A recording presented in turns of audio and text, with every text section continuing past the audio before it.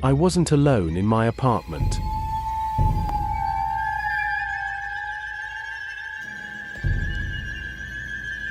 Hi Reddit, I've been debating whether or not to share this story for a while now, but I think I need to get it off my chest. What I'm about to tell you is 100% real, and every time I think about it, I get chills down my spine. Please, don't take this as some kind of horror story for fun. This is something that really happened to me. My name is Mike, I'm 28 years old, and I work as a software developer. I live alone in an apartment, and for the most part, I love the solitude. Being able to have my own space, the silence, it's something I've always enjoyed. But something happened last summer that completely changed my perception of living alone. I had been living in this apartment for a few months. It's in a quiet neighborhood, and the building is on the top floor, so it's very private. Everything was fine. But one morning, things started to get strange. I woke up early one day, like I normally do, and was making my coffee in the kitchen when I noticed something odd. There was a small red stain on the wall next to my door. At first, I thought it was just some kind of spill or splatter. Maybe it was from something I dropped, but the more I looked at it, the more I realized it was unusual. It didn't look like a regular stain, it looked deliberate. A few days went by, and the stain got bigger. And then, on one particular morning, I noticed something even stranger. The stain wasn't just a blob anymore. It had formed into a shape, like letters or a weird symbol, etched into the wall. I froze in place. My heart began to race. What was going on here? What was I dealing with? I couldn't stop staring at the wall. I tried to brush it off, thinking it could just be a weird coincidence or some kind of residue from a previous tenant. But the more I tried to ignore it, the more it started to bother me. Finally, I decided to ask the building's manager about the previous tenant. He told me, "Oh, the guy who lived here before you? He disappeared a few months ago. No one knows where he went."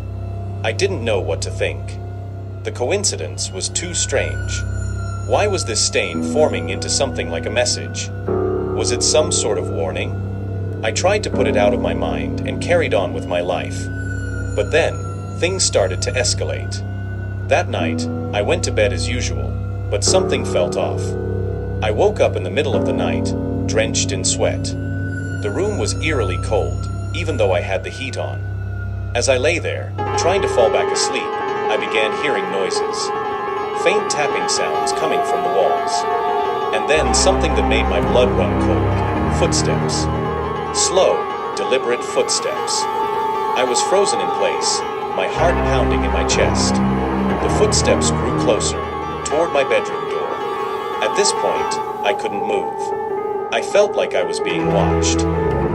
I could hear the sound of breathing, but it wasn't mine. It was coming from somewhere in the room.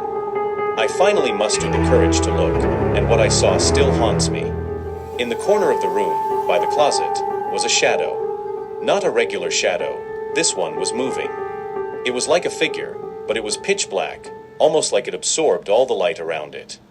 I couldn't see any details, but I could feel it. It was there, watching me. I don't know how I didn't scream, but somehow, I managed to stay silent and reach for my phone. My hands were shaking as I dialed 911, but just as I was about to speak, the shadow vanished. The room was silent again, but I could still feel its presence. I didn't sleep the rest of the night. The next morning, I woke up, confused and exhausted. I checked my apartment, hoping everything would feel normal again, but it didn't. The red stain on the wall was bigger than ever, and the strange symbol I saw earlier was clearer now. It wasn't just a stain anymore, it looked like someone had scratched it into the wall. I couldn't ignore it any longer. I called the building manager again, and this time, I demanded answers.